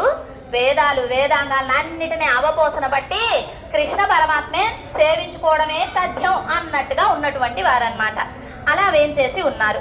పిల్లైగలెల్లారం, అమ్మ నీకంటే చిన్న పిల్లలు ఉంటారే వాళ్ళు కూడా నిద్ర లేచి వచ్చేసారు, మీరు మాత్రం లోపల నిద్రిస్తూ ఉన్నారు. పిల్లైగలు ఎల్లారు అంటే అందరూ, పిల్లలందరూ కూడా వచ్చేసారు అని తెలియచెప్పడం అనమాట. పావైకళం పుక్కార్, వాళ్ళు వచ్చి ఎక్కడికి వచ్చారో తెలుసు, అలా పోతూ పోతూ సంకేత స్థలానికి అంటే అనుకున్న ప్రదేశానికి కూడా చేరారు. నువ్వు మాత్రం లేచి రాలేదు అని తెలియచెప్తున్నారు. అంటే ఆ లోపల ఉన్న గోపబాలిక అంటుంది, వారు పోతున్నారు, మేము వచ్చి నీ వాకిట నిలబడ్డాము అంటున్నావు, అసలు తెల్లవారిందా? ఇంత చెప్పాక ఏమడిగింది, అసలు తెల్లవారిందా అంటే అప్పుడు ఏమిటి గుర్తులు అంటే అప్పుడు చెప్తున్నారు. బృహస్పతి నక్షత్రం వచ్చేసి అస్తమిస్తుంది, శుక్రుడు అనేటటువంటి నక్షత్రం ఉదయిస్తుంది. బృహస్పతి నక్షత్రం అంటే దేవతలకు గురువు, దేవతలకు సత్వగుణానికి ప్రతీక. అంటే సత్వగుణం పోయి శుక్రాచార్యులు ఎవరు, రాక్షసులకు గురువు. అంటే రాక్షస గుణం వచ్చేస్తుంది, తెల్లవారుతుంది అంటే సత్వగుణం పోయి రజోగుణం వచ్చేస్తుంది. అది ఆటోమేటిక్గా జరిగేటటువంటి పని కదా. అంటే దేవతా కాలం పోయి అమ్మ రాక్షస కాలం వస్తుంది, తెల్లవారుతుంది, నువ్వు లెగిచి రామ్మా అని ఒక సూచనను తెలియచెప్పారు. మళ్ళీ ఏం చెప్తున్నారు, పుళ్ళుం సిలుంబినగాన్, పక్షులు లేచి అరుస్తున్నాయి. ఏమిటట, మనకి పక్షులు ఎన్ని పాసరాలలో చెప్పారు ఇప్పటికీ? Very good. 6వ పాసరం ఏమిటి, పుళ్ళుం సిలుంబినగాన్ పుళ్ళరయ్యన్ కోయిలిల్ అంటూ పక్షులు లేచాయి అని ఒక గుర్తు తెలియచెప్పింది. 7వ పాసరము కీసు కీసెన్రింగు మాన ఇచ్చాతన్, కీస్ కీస్ అంటూ అవి మాట్లాడుకుంటున్నాయి. ఎలాగో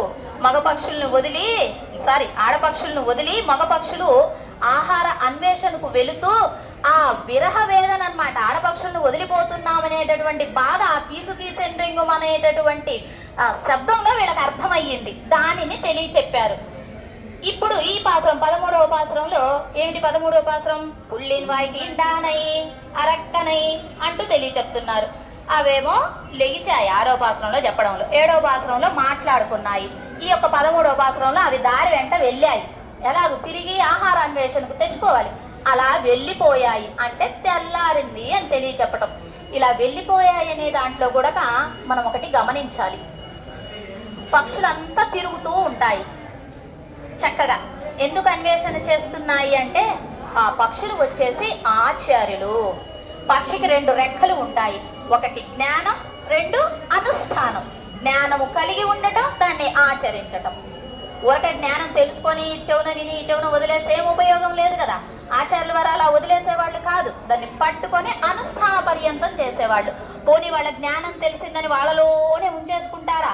లేదు, అందరికీ పంచుతారు. ఎలాగైతే పక్షులు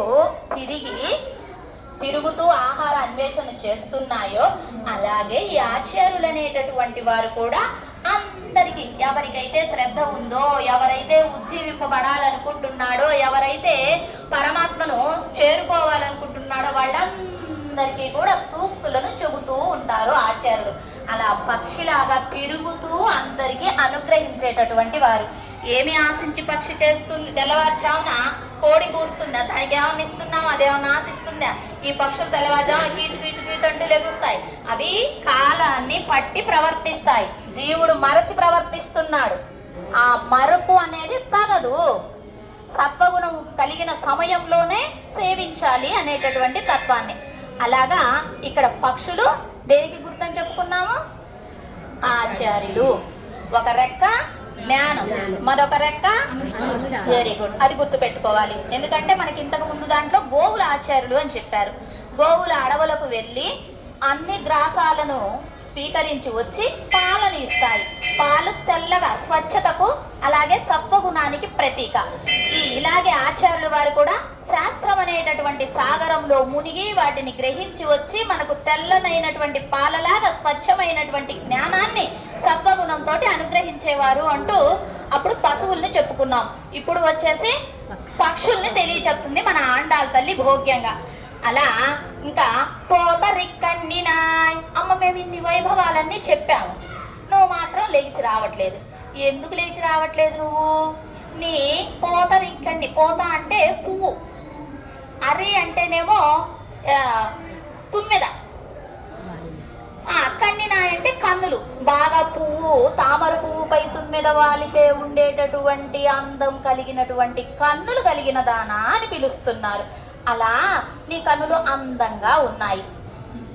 మరి ఆ కనులు అందంగా అంటే ఇంకా ఇక్కడ ఏం చెప్తున్నారంటే పూలను కూడా జయించేటటువంటి అందమట.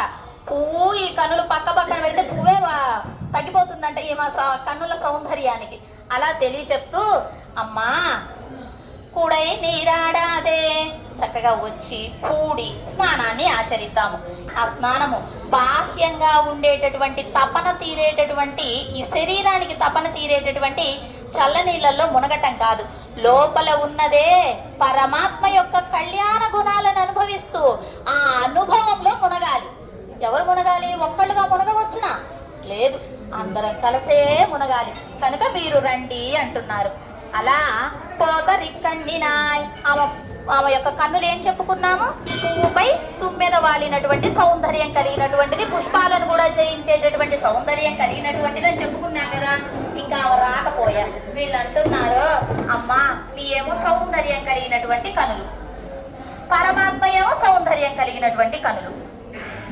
ఆయన పరమాత్మ నీ సౌందర్యానికి వస్తాడని నువ్వు అనుకున్నావు. సరే, అనుకున్నది బాగానే ఉంది.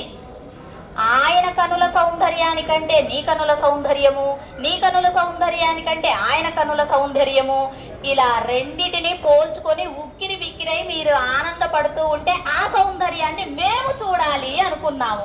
నువ్వేమో నిద్రలేచిరావు. ఇది దెబ్బయ్య. పాపం వాళ్ళేమో ఆశగా వచ్చారు చూడాలి ఆ సౌందర్యాన్ని అని. అంటే అమ్మ కనులలో ఏం కనపడుతుంది? దయ కనపడుతుంది. పెరుమాళ్ళ కనులలో ఏం కనపడుతుంది? వాత్సల్యం కనపడుతుంది. అందుకనే పెరుమాళ్ళ కనులు ఎలా ఉంటాయి? ఎర్రగా ఉంటాయి. వాత్సల్యం నిండినటువంటి కనులు అలా ఎర్రగా ఉంటాయి. అమ్మ కనులు ఎలా ఉంటాయి? నల్లగా ఉంటాయట. ఎప్పుడు దయే, ఎప్పుడు వీళ్ళ మీద కురిపిద్దామనే. వీళ్ళు ఏం తప్పులు చేశారా? ఏం ఒప్పు ఏమీ లేదు. పిల్లలు కదండి, చేస్తూ ఉంటారు. అవన్నీ పట్టించుకుంటే ఎలాగూ, మనమే పట్టించుకుంటే వాళ్ళని చూసేది ఎవరు అని ఆయన మీద పోట్లాడైనా మనకు సిఫారసు చేస్తుంది మన తల్లి. కనుక అమ్మ నేత్ర సౌందర్యం అంత భోగ్యంగా ఉంది. స్వామి ఏమో ఆయన కూడా పాపం వాత్సల్య గుణం కలిగిన వాడు కదా, బిడ్డల్ని రక్షించాలనే. కాకపోతే అదుపు తప్పకుండా ఉండాలనేది కదా కళ్ళ బెదిరింపు తండ్రులు చేసేది. అలాగా ఆయన ఈ విధంగా మేమేదో మీ ఇద్దరు యొక్క నేత్ర సౌందర్యాన్ని చూసి ఇదే పురుష ప్రాప్తికి మార్గం అని ఆనందపడ్డాం కానీ అది ఉపయుక్తమయ్యేటట్టు లేదులే. అది ఉపయుక్తం అనుకున్నాం కానీ నువ్వు నిద్ర లేచి రావట్లేదు కాబట్టి అది ఉపయుక్తం లేదు, నష్టమే అయ్యేటట్టుంది. నువ్వు లేచి రావట్లేదు కదా. పాన్పు ఎలా ఉంది? అది మెత్తగా ఉంది, ఆ పక్కపై నిద్రిస్తూ ఉంది. కృష్ణ స్పర్శ తగిలినట్లుగా భావన, వీళ్లకు భావన, బయట వాళ్లకు. కృష్ణయ్య వచ్చి ఆమె దగ్గర ఉన్నారు, అందుకని ఆమె నిద్ర లేచి రావట్లేదు. ఆయన వచ్చి వెళ్ళిపోయినా కూడా ఆ పరిమళం అనేదట 6 స్నానాలు చేసినా పోదట. ఒకసారి ఆయన మన దగ్గరికి వచ్చి వెళ్తే ఆ పరిమళం మనకు అంటుకుంటే 6 స్నానాలు చేసినా పోదట. అంత పరిమళ భరితంగా ఉంటాడు. ఆ విధంగా నువ్వు ఆయన పరిమళాన్ని ఆస్వాదిస్తూ ఆగ్రాణిస్తూ అక్కడే పడుకున్నావు. లేచి రావట్ల. మేము ఇక్కడేమో కొట్టుకుంటూ ఉన్నాం రామ్మ రామ్మ అని. అయితే ఇక్కడ ఇంకొక ఉపమానాన్ని చెప్తారు. మనం వెళ్ళేది ఎక్కడికి? కృష్ణ పరమాత్మ దగ్గరికి. అయితే నువ్వు ఆ వాసన చూసుకోవడం ఏమిటి? అసలైన పదార్థం దగ్గరికే పోతూ ఉంటే అది వదిలిపెట్టేసి ఆ వాసనను చూస్తావేమిటి? పంట బాగా వచ్చిందనుకో పొలంలో, ఆ పంట అంతా కోసుకొచ్చేశారు. ఆ చెట్ల కింద కొన్ని గింజలు రాలి ఉంటాయే, ఆ గింజలు ఏరుకున్నట్టుగా ఉందమ్మా నువ్వు చూడడం. మరి ఇక్కడ పదార్థాన్ని దగ్గరికే పోతుంటే దాని వాసనని గ్రహించడం ఏమిటి అంటూ వాళ్ళు ఆ విధంగా తెలియచెప్తున్నారు. అంటే పరమాత్మను చేరేటటువంటి మంచిది. నన్నాలాల్ మంచి రోజులు వచ్చాయి. ఏమిటి మంచి రోజులు అంటే అప్పటి వరకు ఏం చెప్పారు వాళ్ళ వృద్ధులు, గోప వృద్ధులు అందరూ కూడాను, కృష్ణయ్యను కలవకండి, కృష్ణయ్య తోటి మాట్లాడకండి, ఆయనతోటి ఆడకండి, ఆయనతోటి పాడకండి, కృష్ణయ్య దూర్తుడు, దొంగ చేష్టలు చేస్తాడు, మాయావి అని చెప్పారు వాళ్ళ పెద్దలందరూ కూడా కృష్ణయ్య తోటి కలవనీయాల. అయితే ఏమైంది, ఒక సంవత్సరం అనావృష్టి వచ్చేసింది. అనావృష్టి వచ్చినప్పుడు ఏం చెప్పారు అంటే ఆ పెద్దలకు, ఈ కృష్ణయ్య చెప్పించంటాడులే మాయావి కదా, మీరు చిన్నపిల్లలతోటి వ్రతాన్ని ఆచరిస్తే చక్కగా అనావృష్టి పోతుంది అని తెలియచెప్పారు. సరే వాళ్ళందరూ ఏం చేశారు, ఆ వ్రతాన్ని ఆచరించమని పిల్లల్ని పురమాయించారు. మరి ఆచరించడానికి ఒకళ్ళు పెద్దగా ఉండాలి కదా, ఎవరు ఉండాలి ఆ పెద్దగా అంటే కృష్ణయ్యనే ఎన్నుకున్నారు. అయ్యా నువ్వు పెద్దగా ఉన్నట్టు, నేను ఒప్పుకోను, అమ్మో మళ్ళీ తర్వాత ఏదన్నా అయిందే నువ్వే చేసావని నన్ను ఏలెత్తి చూపిస్తారు, అందుకని నేను ఒప్పుకోను అంటాడు. ఎందుకు వీళ్ళు బతిలాడాలి, లేదులయ్యా నువ్వే ఉండి ఆడపిల్లలు చిన్నపిల్లలు నువ్వే ఉండి వ్రతాన్ని ఆచరింపచేయంటే మీరు ఇంతగా చెబుతున్నారు కాబట్టి నేను ఒప్పుకుంటున్నా అన్నట్లు ఒప్పుకున్నటువంటి వాడు. అయితే ఇప్పుడు ఈ విషయాన్ని ఎందుకు చెప్పుకుంటున్నాం ఇక్కడ అంటే, నన్నాలాల్ మంచి రోజులు వచ్చాయి అనింది కదా గోదమ్మ. ఆ రోజేమో ఆయనతోటి మాట్లాడొద్దు, కలవద్దు, చెయ్యొద్దు అన్నటువంటి వాళ్ళు ఈ రోజు వ్రతాన్ని ఆచరించండి అంటూ ఆయన్నే మనం ముందు పెట్టి చేపిస్తున్నారు. కనుక ఇటువంటి మంచి రోజులు పోగొట్టుకుంటే మళ్ళీ రావమ్మా. మనకు బుద్ధి కలిగినప్పుడే, జ్ఞానం కలిగినప్పుడే పరమాత్మను సేవించుకోవాలి. తర్వాత ఎప్పుడో సేవించుకుందామంటే అవయవాలు సహకరించవు. కనుక అందులో ఇది చెప్తుంది అమ్మ, మనం ఇప్పుడు మంచి రోజులు పోగొట్టుకుంటే తర్వాత కష్టం అవుతుంది. కనుక మంచి రోజులు కాబట్టి ఇప్పుడు పెద్దలందరూ అంగీకారం చేశారు కాబట్టి మీరు అందరు లేచి రండి, మీరు చక్కగా వచ్చేసి గోష్ఠిలో కలవండి అంటూ ఆమెకు తెలియచెప్పింది అనమాట. అయినా ఆమె రాలేదు. ఈ మంచి రోజులు చెప్పింది, రామనామాలు చెప్పారు, వైభవాలు చెప్పారు, రాక్షసులను సంహరించారని చెప్పారు, నువ్వేం చెప్పినా ఆమె రాలేదు. ఆమె అంత వైభవంలో మునిగి ఉన్నది కృష్ణయ్యతోటి.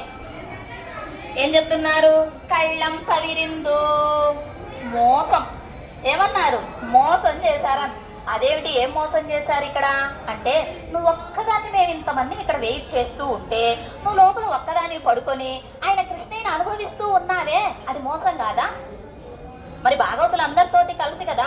ఇంకొక విషయం అండి మనం ఇక్కడ తెలుసుకోవాల్సింది, కోవెలలో గోష్ఠి జరుగుతుంది అంటే నేను ఇంట్లో ఉండి సేవించుకుంటాలే అని ఎప్పుడూ తలవకూడదట. అది తలుస్తే ఆత్మాపహారణం అనేటటువంటి పాపమట.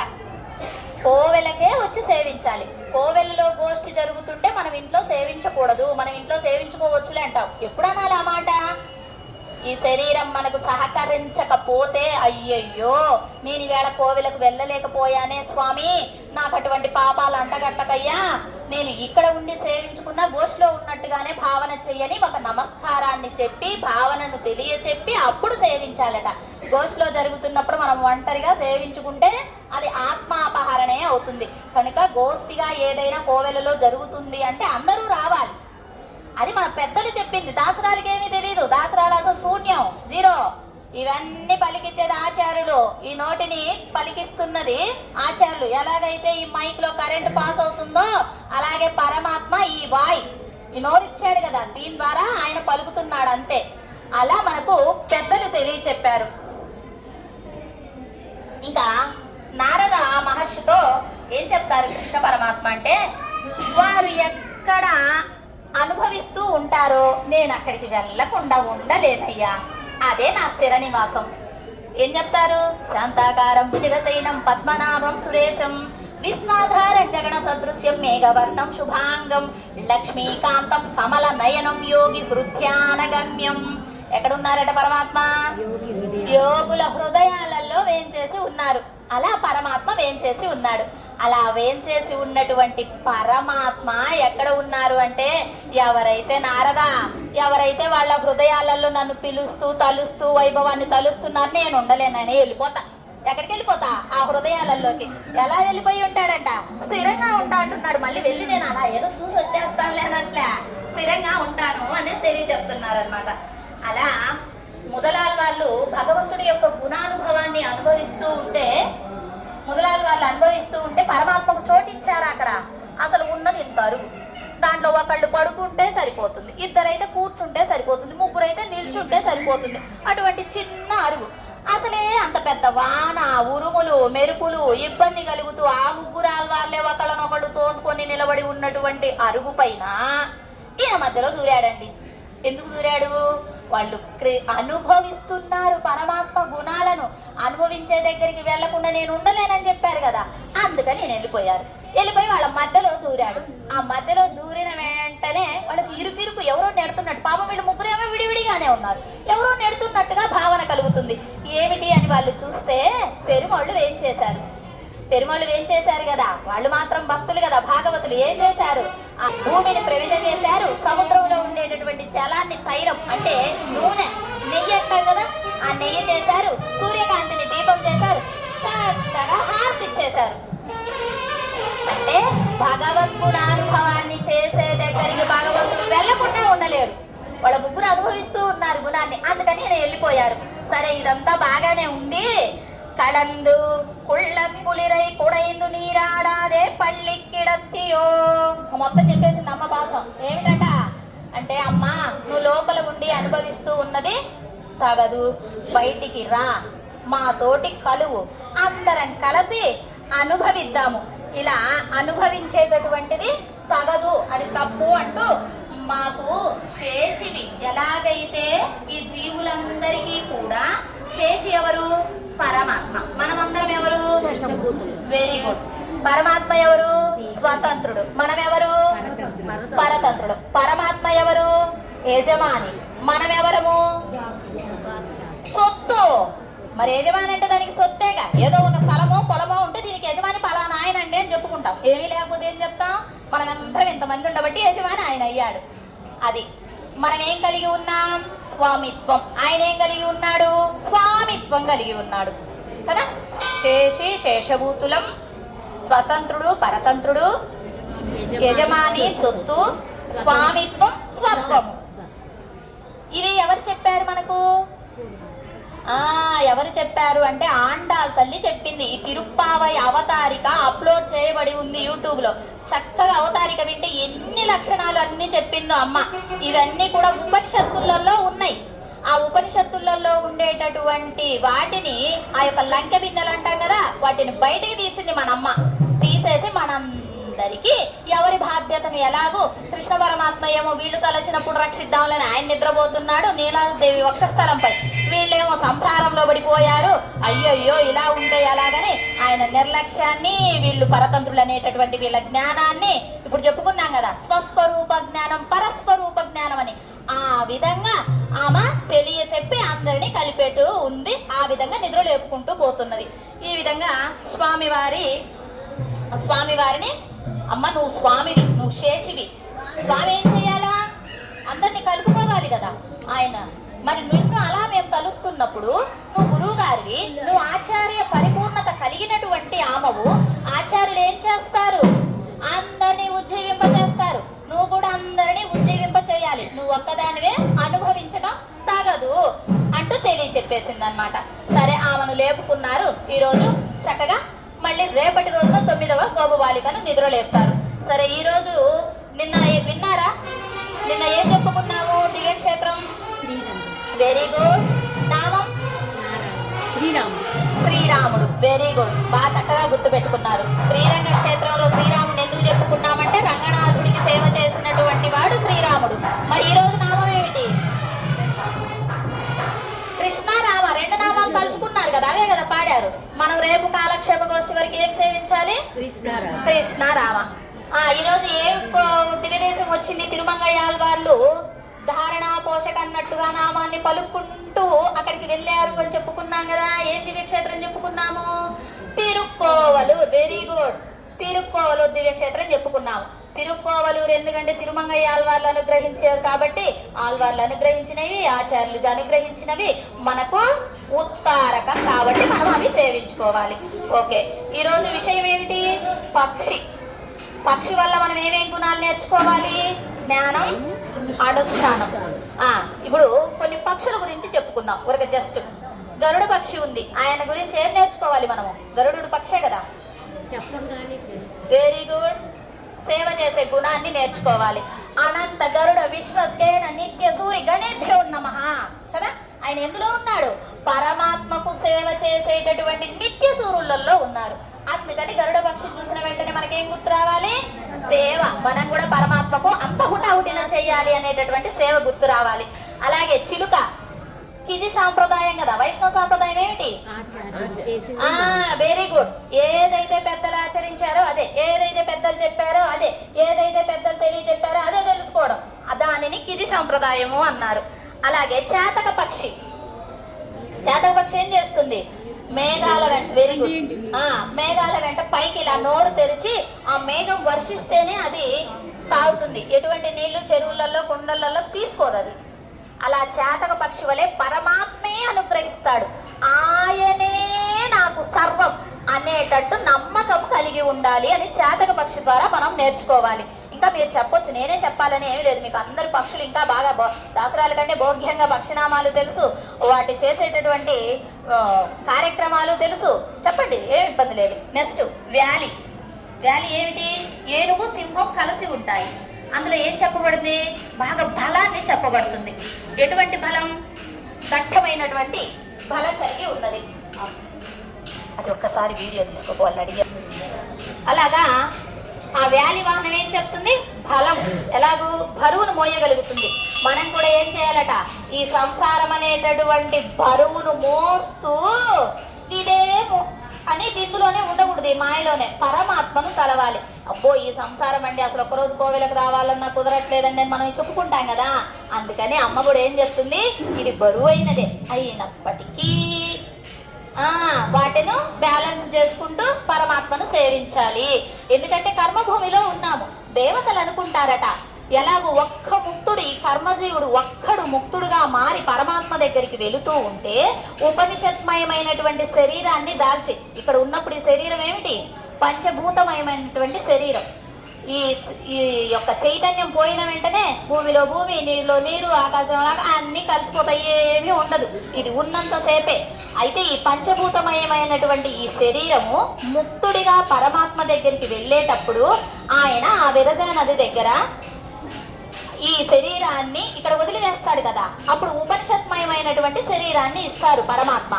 అక్కడ అలంకారాలు చేస్తారు భోగ్యంగా వచ్చి. ఇలా ఈ శరీరంతో వెళ్ళేటప్పుడు ఉపనిషత్మయమైనటువంటి శరీరంతో దేవతా లోకాలలో ఉండే వాళ్ళందరూ కూడా అబ్బబ్బా ముక్తుడు వచ్చాడు, ఎంత కర్మభూమి, దుఃఖభూయిష్టమైనటువంటి భూమి, దుఃఖ మిశ్రితమైనటువంటి భూమి, అటువంటి భూమిలో పుట్టి కూడా వీడు ఎంత భోగ్యంగా అవన్నీ త్యజించుకొని మా వైకుంఠానికి చేరుతున్నాడే అని వాడిని చూసి హారతులు పడతారట. మనకు పెరిమాళ్ళు వస్తే మనం ఎలాగో హారతులు ఇస్తామో ఆ విధంగా ఈ ముక్తుడికి కూడా హారతులు ఇస్తారు వాళ్ళు. అంటే దేవతలు ఏంటి? పాపం స్వర్గాన్ని అనుభవిస్తూ ఉన్నారు. వాళ్లకు ఇంకా పరమాత్మను చేరాలి అనే కోరిక లేదు. మనం ఎప్పుడు కష్టాలతో ఉంటాం కదా, పోనీ సుఖం వచ్చిన దుఃఖం ఎమ్మటే ఉంటుంది కదా, అందుకని మనం పరమాత్మను చేరుతాం. అందుకని ఏమంటారంటే ఆ దేవతలు, మీరు ఎంత మంచివాళ్ళు, మీ కష్టాలు ఉండబట్టి కదా పరమాత్మను చేరుతున్నారు అంటారట. అటువంటి భూలోకంలో ఉన్నటువంటి వారికి కూడా మోక్షాన్ని ఇచ్చేటటువంటి వాడు పరమాత్మ. ఎప్పుడు ఆయన్ను తలుస్తే ఆయన అంటాడు, నేను వైకుంఠంలో ఉండలేనండి, వచ్చేస్తా. ఎందుకంటే ఎవరో తలిచారు, వాళ్ళ హృదయంలో నా స్థానం నాకు బాగా నచ్చుతుందండి. ఆ వైకుంఠంలో మెత్తగా ఆదిశేషుడు ఉందని నచ్చట్లేదు, వారి యొక్క భక్తుల హృదయంలో ఉండేటటువంటి స్థానం భోగ్యంగా నచ్చుతుంది అంటారు పరమాత్మ. సరే, మనం వ్యాలీ గురించి చెప్పుకున్నాము. వానరం, కోతి. ఎలాగా? కోతితో ఒక పని చేయించగలమా? దేనితో ఏం చేయించగలం కానీ కోతి దేనికి గుర్తు? మన మనసుకు. మనస్సు కూడా చంచలమైనది, కోతి చంచలమైనది. అయితే అటువంటి వానరాలను కూడా మన అమ్మ ఏమని సంబోధించిందో తెలుసా? తిరుప్పావైలో పెద్దలు అని సంబోధించింది. అలాగ వానరాలతోటి కూడా అంతవారధిని కట్టించాడు రామచంద్రుడు. అంటే ఈ చంచలమైనటువంటి మనస్సును గాడిన పెట్టేవాడెవరు? ఆయనే. మనం ప్రయత్నిస్తే ఎక్కడ పెడతామండి? ఒక పూట, అరపూట, ఒక గంట, 2 గంటలు. రేపటికెల్లా మళ్ళీ ఈరోజు ఏవైతే తినకూడదు అనుకున్నామో అవి తినాలనిపిస్తుంది, ఈరోజు ఏవైతే చేయకూడదు అనుకున్నామో అవి చేయాలనిపిస్తుంది. పరమాత్మ అనుకుంటే, అందుకనే కర్మ విషయాలలో ఏదైనా మనం చెయ్యాలి అనుకుంటే కష్టమట అది. అదే భగవంతుడి విషయంలో చేయాలనుకుంటే ఈజీ అక్కడ. అదేంటంటే ఈ జీవుడే కదా చేసేదంటే ఆయన ఆ విధంగా అనుగ్రహిస్తాడు. లేకపోతే మనం ఎక్కడ చేస్తాం, మనం ఎక్కడ వస్తాం? రాము. మన టీవీలు ఉన్నాయి, సోఫాలు ఉన్నాయి అని చెక్క. కానీ పరమాత్మ అనుకుంటే వచ్చి కూర్చొని చక్కగా పరమాత్మను సేవించుకుంటాము. సరే, అలా కోతి ద్వారా కూడా మనము సేవను నేర్చుకోవాలి. మన మనస్సును నిశ్చలంగా ఉండేటట్టు ఎలాగో దానిని అది నేర్పుతుంది. అలాగే కోకిల ఏం నేర్పుతుంది? గానం.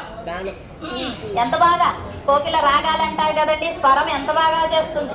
అలాగా మనం కూడా పరమాత్మను కీర్తించాలి అంటూ ఏ పక్షి అని కాదు, ఎందులోనైనా కూడా మంచి ఉంటుంది, చెడు ఉంటుంది. కానీ గ్రహించవలసినది ఏమిటి? మంచి. చెడు గ్రహించనే వద్దు, మనకు అవసరమే లేదు. అలాగా ఈ పక్షులలో కూడా మనకు జ్ఞానాన్ని నేర్పేటటువంటి ఆచార్యులు వారు ఏం చేసి ఉన్నారు అంటూ ఆండాల్ తల్లి ఈ భూమిపై ఉండేటటువంటి పరమాత్మ సొత్తంతా కూడా వినియోగపడేదే. అందరిలో కూడా పరమాత్మ ఏం చేసి ఉన్నాడు? సర్వ వ్యాపకుడై ఉన్నాడు, సర్వశక్తిమంతుడై ఉన్నాడు. అటువంటి పరమాత్మను కలవటానికి మనమేమి ప్రయత్నాలు చెయ్యనక్కర్లా. మనం ఏదో ప్రయత్నం చేస్తే అది కొంతవరకే పోతుంది. కాక పరమాత్మే మనల్ని స్వీకరిస్తాడు అంటూ ఆయన నామాన్ని తలుస్తే చాలు, భోగ్యంగా ఆయన మనల్ని స్వీకరిస్తాడు. ఎలాగూ నిన్నటి రోజున ఏం చెప్పుకున్నాము? కర్మలను వదిలివేసినటువంటి వాడి యొక్క చెల్లెలు అని చెప్పుకున్నాం కదా. మరి కర్మలను వదిలివేయకూడదు కదా. కానీ ఎలా అనుకున్నది ఆమె? పరమాత్మే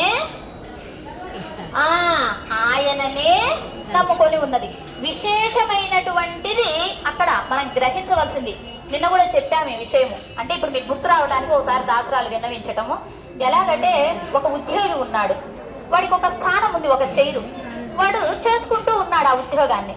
వాళ్ళ యజమాని వచ్చాడు, అంటే వాళ్ళ పైసారు వచ్చి ఆయన ఏదో కారులో బయటికి 2 సార్లు అన్నారు, లేచిపోవాలా, నా ధర్మం ఇదేనని కూర్చుంటాడా? లేచిపోవాలిగా.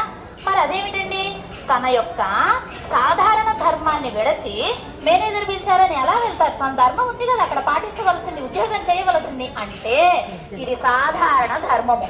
విశేష ధర్మం ఏమిటి? వాళ్ళ సార్ రమ్మనడం. అప్పుడు విశేష ధర్మంగా ఉన్నప్పుడు సాధారణ ధర్మాన్ని వదలవచ్చు.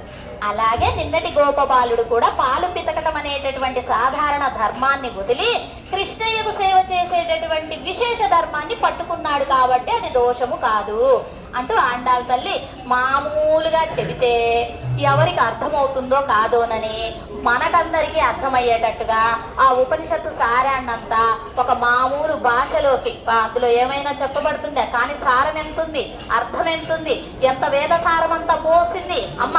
ఆ విధంగా మనమందరం కూడా తరించాలని, ఉజ్జీవించాలని అమ్మ భోగ్యంగా 30 పాసురాలను 30 మెట్లను చేసేసింది పరమాత్మ దగ్గరికి చేరడానికి. ఒక్కొక్క మెట్టు ఎక్కుకుంటూ పోతే సంక్రాంతి రోజుకు 30 మెట్లు అయిపోతాయండి.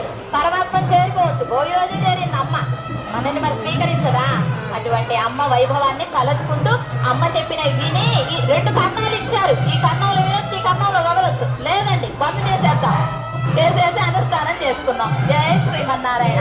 సర్వాపరాధాన్ క్షమా ప్రార్థయామి. సర్వం శ్రీకృష్ణ పాదార విందార్పణమస్తు. అడియ లక్ష్మీ రామానుజదాసి భాగవత దోష్టికి దాసోహాలు.